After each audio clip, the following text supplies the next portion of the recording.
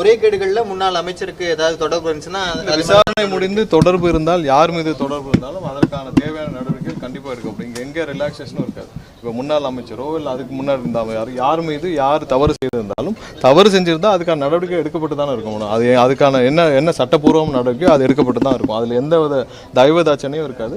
தவறு யார் செய்தாலும் அரசாங்க பணத்தையோ அரசு நிர்வாகத்தையோ யார் முறைகேடு செய்தாலும் அதில் எந்த தயவுதாட்சணையும் இருக்காது. கண்டிப்பாக 100% நடவடிக்கை எடுக்கப்படும். கடந்த வாரம் தலைவர் எங்களுடைய அண்ணன் விஜய் வந்து முதலமைச்சராக பொறுப்பேற்று கிட்டத்தட்ட 10 நாட்களுக்கு கடந்து விட்டது. எனக்கு மின்சாரத்துறை ஒதுக்கப்பட்டது. முதலமைச்சரின் மீது நம்பிக்கை வைத்து மின்சாரத்துறை ஒதுக்கியிருந்தார். ஸோ கடந்த சில நாட்களாக மின்சாரத்துறையில் ஒவ்வொரு ப்ராசஸ் லெவல்லையும் நாங்கள் வந்து வேலிடேட் பண்ணிகிட்டே இருக்கோம். என்னென்ன மாதிரியான சீரமைக்கும் பணிகளை செய்யலாம் என்று ஒவ்வொரு இடத்திலும், அதாவது டெண்டர் எப்படி கோரப்படுகிறது, டெண்டரில் எந்த மாதிரியான விதிமுறைகள் பின்பற்றப்படுகிறது, அதே மாதிரி இப்போ சோலார் பேனல்லாம் இருக்குது. சோலார் பேனலில் நிறைய இன்வெஸ்டர்ஸ் தமிழ்நாட்டுக்கு வந்திருக்கணும். ஏன்னா அதுக்கான சாத்தியக்கூறுகள் நிறைய இருக்குது. ஸோ அது ஏன் வரல, என்னென்ன மாதிரியான விதிமுறைகள், அதாவது டெண்டர் அப்ளிகேஷன்ஸில் என்னென்ன மாதிரியான விதிமுறைகள் பின்பற்றப்படுகிறது. ஸோ இது மாதிரி ஒவ்வொரு துறையையும் ஒவ்வொரு இதையும் வந்து இப்போ கோல் இருக்குன்னா நம்மளுடைய அனல் மின் நிலையங்களுக்கு தேவையான நிலக்கரிகள் எங்கிருந்து வாங்கப்படுகிறது, எவ்வாறு வாங்கப்படுகிறது, ஸோ அதில் எங்கெங்கெல்லாம் வெளிநாடுகள்லேருந்து இம்போர்ட் பண்ணப்படுது, ஸோ அது என்ன மாதிரியான விதிமுறைகள் இம்போர்ட் பண்ணப்படுது. ஸோ கோல் வந்து நம்ம கொடுக்குற கான்ட்ராக்டர்ஸு, அதாவது கொடுக்குற கான்ட்ராக்டர்ஸ் அதே கிலோ கேலரிஸ்க்கு சப்ளை பண்ணுறாங்களா, ஸோ அதனால் நமக்கு ஒன்று எஃபிஷியன்சி, அதாவது எவ்வளோ நமக்கு அவுட்புட் கிடைக்கணும். இப்போ இதில் வந்து அனல் மின் நிலையங்களில் எவ்வளோ அவுட்புட் கிடைக்கணும், எவ்வளோ நிலக்கரிகளை வைத்து நம்ம உற்பத்தி செய்தால் எவ்வளோ அவுட்புட் கிடைக்கணும். ஸோ இது எல்லாமே ஒவ்வொன்றும் வந்து தெளிவாக வேலிடேட் பண்ணிட்டு வரோம். ஸோ அதில் எங்கெங்கெல்லாம் சிறு சிறு தவறுகள் விதிமீறல்கள் கண்டுபிடிக்கப்பட்டதோ கண்டிப்பாக அதற்கான நடவடிக்கைகள் எடுக்கப்பட்டு வருது. ஸோ சோலார் பேனலில் விதிமுறைகள் கண்டுபிடிக்கப்பட்டு நடவடிக்கை எடுக்கப்பட்டுச்சு. வேறு சில துறைகளிலும் விதிமுறைகள் கண்டுபிடிக்கப்பட்டு சுமார் 2 பேர் கடந்த நேற்று வந்து சஸ்பெண்ட் பண்ணப்பட்டிருக்கார்கள். ஸோ இன்னும் ஒவ்வொரு துறையிலையும் இதில் வந்து சீரமைக்கும் பணிகள் நடந்து கொண்டு தான் வருகிறது. ஸோ வரும் காலங்களில் கண்டிப்பாக மிகப்பெரிய துறையான மின்சாரத்துறையை முழுவதுமாக சீரமைத்து கண்டிப்பாக இது முழுவதும் மக்கள் பயன்பாட்டிற்காக எந்தவித முறைகேடும் இல்லாமல், முதல்வர் சொன்னது போல் எந்தவித முறைகேடும் இல்லாமல், எந்தவித லஞ்ச லாவணியும் இல்லாமல் இந்த துறை மீண்டும் புத்துணர்வு பெறும். ஸோ அதற்கான முழு மூச்சில் அனைவரும் இங்கே அமர்ந்து கலந்த சில நாட்களாக தொடர்ந்து அதற்கான பணிகளை மேற்கொண்டு வருகிறோம். கடந்த சில நாட்களாக பல இடங்களில் சென்னையில் இரவு நேரங்களில் மின்வெட்டு ஏற்படுறதா பொதுமக்கள் குற்றச்சாட்டு வைக்கிறாங்க, சமூக வலைதளங்களில் குற்றச்சாட்டு வைக்கிறாங்க. ஆனால் வந்து எந்த விதமான உடனடி நடவடிக்கையும் இல்லை அப்படின்ற ஒரு குற்றச்சாட்டையும் முன்வைக்கிறாங்க. இது எந்த அளவுக்கு எதிர்கொள்ள இருக்கிறோம்? ஸோ அதெல்லாம் காலையிலேருந்து அதுதான் செக் பண்ணிட்டு இருந்தோம். ஸோ நிறைய இடத்துல கடந்த ஒரு ஆண்டுகளில் பார்த்தீங்கன்னா 160க்கும் மேற்பட்ட இடத்துல வந்து இந்த இப்போ மற்ற வேலைகளுக்கு, மற்ற கான்ட்ராக்ட் பணிகளுக்காக தோண்டப்படும் குழிகளில் 160 இடத்துல கவர் கேபிள்ஸ் வெட்டப்பட்டுள்ளது. ஸோ அந்த கடந்த ஒரு ஆண்டில் மட்டும் இந்த மாதிரியான பணிகள் இருக்குது. ஸோ அது ஒரு முக்கிய ரீசன். அது இல்லாமல் ஆங்காங்கே டிரான்ஸ்ஃபார்மர் ஃபெயிலியர். ஸோ இன்றிலிருந்து அதை சீரமைக்க பணிகள், அதாவது என்னென்ன இடத்துல என்ன மாதிரியான டெக்னிக்கல் ஃபால்ட்ஸ் இருக்கோ அதை உடனடியாக கால் சென்டர் மூலமாக தெரிவிக்கிறாங்க. அடுத்ததாக வந்து இதில் சமூக வலைதளங்களில் டேஞ்சட் கோவை டேக் பண்ணி போடுறாங்க. ஸோ இவர்களுக்கு சரியான பதில், அதாவது என்ன காரணங்களால் தடைப்படுது, இப்போ டெக்னிக்கல் ஃபால்ட்னா எவ்வளோ நேரம் ஆகும், ஸோ இதெல்லாம் சீரமைக்கும் பணிகள் இன்றிலிருந்து துவங்கப்பட்டிருக்கு. ஸோ இதற்கான பதில்கள், அதாவது மக்களுக்கு என்ன நடக்கிறது என்ற தெளிவுகள் கொடுக்கப்பட வேண்டும். ஸோ இதையெல்லாம் சீரமைக்கும் பணிகள் நடந்துட்டு இருக்கு. இன்னைக்கு இருந்தே அதற்கான முன்னெடுப்புகள் எடுக்கப்பட்டுள்ளது. ஸோ இப்போ யாராவது கம்ப்ளைண்ட் கொடுக்குறாங்க, இதில் வந்து ட்விட்டர்லையோ இல்லை சமூக வலைதளத்தில் டேக் பண்ணுறாங்க மின்சார வாரியத்தை, அது இல்லாமல் கால் சென்டரில் கொடுக்குறாங்கனாலும் அதையும் பப்ளிஷ் பண்ணணும். அது இல்லாமல் எங்கேயாவது இந்த மாதிரியான டெக்னிக்கல் ஃபால்ட்டுனால வர்ற மின் தடைகளை அதையும் சமூக வலைதளங்களில் பப்ளிஷ் பண்ணுறதுக்கான ஏற்பாடுகளும் செய்யப்பட்டிருக்கு. ஸோ இன்றிலிருந்து அதுவும் துவங்கும். ஏன்னா இதெல்லாம் சீரமைக்கும் பணிகள் வெகுவாக நடந்து வருகிறது. கண்டிப்பாக சீரமைக்க வேண்டிய பணிகள் இருக்குது. உங்கள் எல்லாரும் தெரியும், மின்சார வாரியம் கூட கிட்டத்தட்ட 2.5 லட்சம் கோடி கடனில் இருக்குது. ஸோ அது இல்லாமல் ஊழியர்கள் பற்றாக்குறை, 1,40,000 பேர் வேலை பார்க்க வேண்டிய இடத்துல இன்றைக்கி 70,000 பேர் தான் வேலை பார்க்குறாங்க. ஸோ இந்த பற்றாக்குறையும் இருக்குது. இது இல்லாமல் இந்த துறையை யார் இதுக்கு முன்னாடி நிர்வகித்தாங்கன்னு தெரியும். ஸோ அவர்கள் ஒரு சில பேர் இந்த துறையில் வந்துட்டு போனாலும் இந்த துறை என்ன மாதிரி ஆகும்னு தெரியும். ஸோ இதை முழுவதுமாக அடிப்படையிலிருந்து சீரமைக்க வேண்டிய பணிகள் நிறைய இருக்கிறது. ஸோ அதற்கான முன்னெடுப்புகள் இங்கே தொடங்கப்பட்டிருக்கு. ஸோ அது முழு வீச்சில் நடக்கும். இன்னும் ஒரு சில மாதங்களில் அது எப்படி நீங்கள் மாறுதுன்னு நீங்களே வந்து இந்த துறை என்ன மாதிரியாக மாற்றத்தை பெறுன்னு நம்ம கண்டிப்பாக. தலைமை பொறியாளர் நீக்கப்பட்டிருக்காரு. எந்த மாதிரியான ஒப்புதல்கள் கொடுக்கப்பட்டது, எவ்வளவு டெண்டர் போடப்பட்டது, அதெல்லாம் நீக்கப்பட்ட இல்லை, விசாரணையில் இருக்கு, முறைகேடுகள் கண்டுபிடிக்கப்பட்டிருக்கு. அதனால நாள் நீக்கப்பட்டிருக்காரு. துறை ரீதியான விசாரணைக்கு உத்தரவிடப்பட்டுள்ளது. முழுமையான விசாரணை முடியட்டும். அது மாதிரி இன்னொரு நபரும் இங்கே இருக்கிற ஒரு சீஃப் ஃபினான்ஷியல் ஆஃபீஸரும் திரு காசி என்பவரும் சஸ்பெண்ட் செய்யப்பட்டிருக்கிறார். ஸோ இந்த நபர் மேலே ஏற்கனவே சிபிஐ கேஸ் இருக்குது. சிபிஐயில் போன வாரம் இவர் போட்ட பெட்டிஷனும் டிஸ்மிஸ் பண்ணப்பட்டிருக்கு. அவர் மேலே பல குற்றச்சாட்டுகள் இருக்குது. அந்த நபரும் இன்றைக்கி நேற்று வந்து சஸ்பெண்ட் செய்யப்பட்டிருக்கிறார். ஸோ இது போன்ற நபர்கள் இனிமேல் இந்த வளாகத்துக்குள் வராத அளவிற்கு, இந்த மாதிரியான முறைகேடுகள் நடக்காத அளவுக்கு என்ன செய்யணுமோ அதை தெளிவாக முதல்வர் தலைமையிலான அரசு செய்யும். 2 லட்சம் கோடி கடன் இருக்குன்னு சொல்லியிருக்கீங்க. அதுக்கு என்ன சார் பிளான் பண்ண போறீங்க? இல்லை, அதை தான் இப்போ திட்டமிடணும். ஸோ இதை முதல்ல நிர்வாகத்தை சீரமைக்கணும். நிர்வாகத்தை சீரமைச்சிட்டு அதற்கப்புறம் வந்து தேவையான நடவடிக்கைகள் எடுக்கணும். முதல் நிர்வாகத்தை சீரமைச்சிட்டு இது தேவையான நடவடிக்கைகள் எடுத்துவிட்டு தான் இப்போ நீங்கள் டெண்டர்லேயே டிரான்ஸ்ஃபார்மர் இதில் என்ன இஷ்யூ, 8 லட்ச ரூபா மதிப்புள்ள 500 kVA டிரான்ஸ்ஃபார்மரை 13 லட்ச ரூபாய்க்கு இவங்க வந்து டெண்டர் கால்ஃபர் பண்ணியிருக்காங்க. ஸோ அதுலேயே முறைகேடு இருக்கிறப்போ, அதிலே விதிமீறல் இருக்கிறப்போ, அதிலே தவறு இருக்கிறப்போ அங்கேருந்து சீரமைச்சா தான் எல்லாம் மாறும். ஸோ அதனால் முதல்ல பேஸை சீரமைச்சிட்டு தான் அதுக்கப்புறமான இதை புத்துணர்வு கொண்டு வரதுக்கான முயற்சிகள் நடக்க வேண்டும். ஸோ அது அந்த நடவடிக்கை போன கவர்மெண்ட்ல சோலார் விண்ட் ப்ராஜெக்ட்ஸுக்கு வந்து நிறைய பார்ட்டி ஃபண்டு பிரைபு அந்த மாதிரி நிறைய வாங்கணும் குற்றச்சாட்டு இருந்தது. இல்லை, அது தெளிவா இல்லை, இது வரைக்கும் சோஃபார் தெளிவா இல்லை. இனிமேல் அந்த மாதிரியான அது நேற்றே அதுக்கான நடவடிக்கைகள் எடுக்கப்பட்டு விடுச்சு.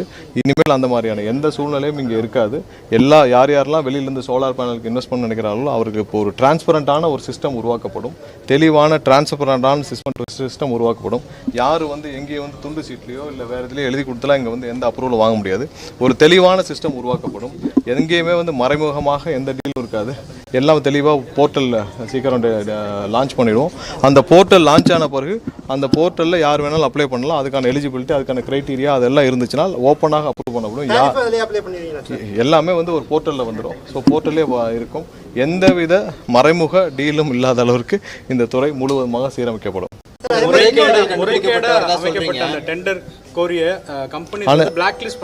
இல்ல, அந்த டெண்டர்கள்லாம் இப்ப ரத்து செய்யப்பட்டிருக்கு. விசாரணைக்கு உத்தரவிடப்பட்டுள்ளது. விசாரணை முடிந்த பிறகு என்ன நடவடிக்கையோ அதை கண்டிப்பா செய்யப்படும். முறைகேடுகள் கண்டுபிடிக்கப்பட்டு வரதா சொல்றீங்க. அதே போல அடிப்படையில சீரமைப்பு பண்றதாவும் சொல்லிட்டு வரீங்க. இந்த முறைகேடுகள்ல முன்னாள் அமைச்சருக்கு ஏதாவது தொடர்பு இருந்துச்சுன்னா விசாரணை முடிந்து தொடர்பு இருந்தால், யார் மீது தொடர்பு இருந்தாலும் அதற்கான தேவையான நடவடிக்கைகள் கண்டிப்பா இருக்கும். இங்க எங்க ரிலாக்ஸேஷனும் இருக்காது. இப்போ முன்னாள் அமைச்சரோ இல்லை அதுக்கு முன்னாடி இருந்தால் யார் மீது யார் தவறு செய்திருந்தாலும், தவறு செஞ்சிருந்தா அதுக்கான நடவடிக்கை எடுக்கப்பட்டு தானே இருக்கும்.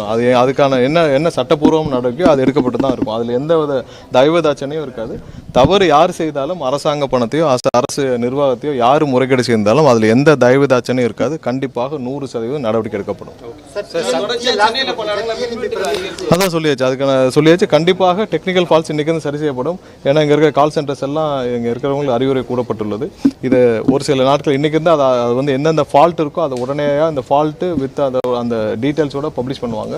ஸோ பொதுமக்களுக்கும் அது என்ன பிரச்சனைன்னு தெரிய வரும். கொஞ்சம் கொஞ்சமாக, ஏன்னா முதல்ல அடிப்படையை சீரமைக்கணும்.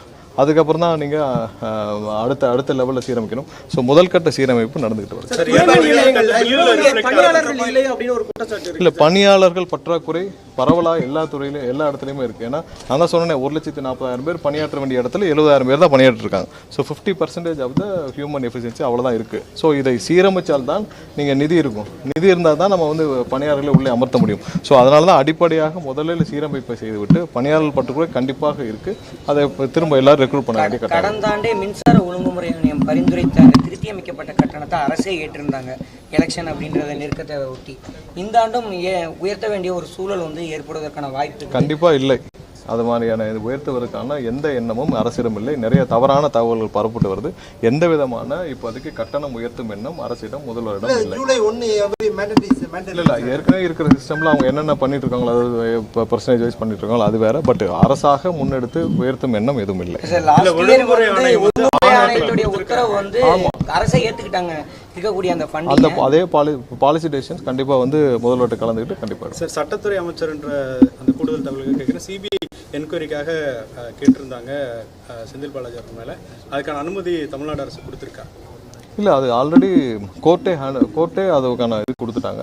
சுப்ரீம் கோர்ட்டு அவங்க போட்ட பெட்டிஷன்ஸ்லாம் கடந்த வாரம் டிஸ்மிஸ் செய்யப்பட்டுச்சு. ஸோ ஆட்டோமேட்டிக்காக அது சிபிஐக்கு போயிடுச்சு. இது கோர்ட் கொடுத்த உத்தரவு அது ஆட்டோமேட்டிக்காக சிபிஐக்கு போயிடுச்சு. அவங்க தான் விசாரணை செய்து யார் தவறு செய்தாலும் அவர்களை கைது செய்வார்களா இல்லை நடவடிக்கை எடுக்க வேண்டியது சிபிஐயோட போகும். நீங்கள் திருப்பரங்குன்றம் கோயிலுக்கு போனப்போ கோயிலில் வந்து ஒரு சின்ன பிரச்சனை நடந்திருக்கு. என்ன நடந்திருக்குன்னு ஹைகோர்ட் இல்லை, அதில் என்னென்னா எந்த விதிமீறலும் இல்லை. அதாவது கோயிலில் வந்து 12:45 வரைக்கும் போகிறதுக்கான அனுமதி உண்டு. அந்த டைமுக்குள்ளே தான் நான் உள்ளே போனோம். யாரெல்லாம் உள்ளே போன பிறகு 2 மணி வரைக்கும் நடை திறந்திருக்கும். ஸோ அதனால் அதை கேட்டுட்டு தான் போனோம் வரலாமான்னு. இல்லை இன்னும் டைம் இருக்குது அப்படி வரலான்னு சொன்ன பிறகு தான் உள்ளே போனோம். 2 மணி வரைக்கும் நான் வந்த பிறகும் கிட்டத்தட்ட 500க்கும் மேற்பட்ட பக்தர்கள் வந்து அவங்க தரிசனம் செஞ்சுட்டு தான் போனாங்க. ஸோ அதில் எந்த விதிமுறைகளும் இல்லை, அதுக்கான கட்டாயம் இல்லை. நாங்கள் பக்கத்துலேயே தான் இருக்கோம், எப்போ வேணாலும் கோயிலுக்கு போய்க்கலாம், இந்த டைம் தான் போகணுன்னுலாம் ஒன்றும் இல்லை.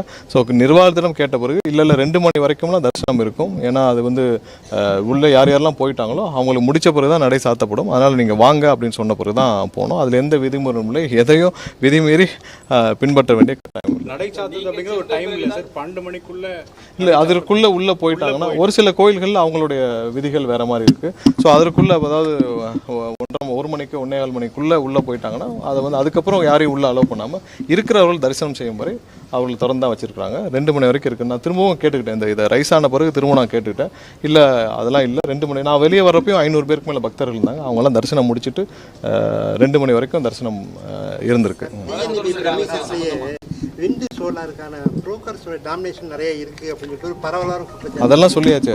இனிமேல் யார் எந்த புரோக்கருக்கும் இந்த அலுவலகத்தில் வேலை இல்லை, எந்த புரோக்கரும் இதுக்குள்ளே வர முடியாது. இந்த நிர்வாகம் முழுமையாக சீரமைக்கப்படும். இன்னைக்கு எவ்வளோ மெகாவாட் தேவைப்பட்டிருக்கு சார்? ஏன்னா 108 டிகிரிக்கு மேலே சென்னையில் இருக்குது. இல்லை பெரிய அளவில் ஹைப் வரல. நீங்கள் லாஸ்ட் மந்த் ஒரு ஹைப் வந்துச்சுல, அந்த மாதிரியான ஹைப் இல்லை. பட் இந்த மாதிரியான டெக்னிக்கல் இஷ்யூஸ் இருக்குது, அதை தெளிவாக மக்களுக்கு தெளிவுபடுத்த வேண்டிய கட்டாயம் இருக்குது. அதை வந்து இன்றைக்கி கால் சென்டர்ஸ்லையும் அங்கே இருக்கிற சோஷியல் மீடியா வழியாக அப்டேட் பண்ணுற டெக்னிக்கல் டீம் கிட்ட அவங்கள்ட்ட ஆல்ரெடி கஸ்டமர் மேனேஜ்மெண்ட் டீம் கிட்ட சொல்லியிருக்கோம். ஸோ அவங்களும் அதுக்கு ப்ரிப்பேர் பண்ணல. ஒரு சில நாட்களில் இதுக்கான தெளிவான என்ன விளக்கங்களோ, எங்கெங்கே டெக்னிக்கல் எரர், எவ்வளோ நேரம் ஆகும், எவ்வளோ யார் சார்ட் அவுட் பண்ணிட்டு இருக்கா, எல்லாமே வந்து மக்களுக்கு கொண்டு போய் அந்த சமூக வலைதளங்களாக தெரிவிக்கப்படும்.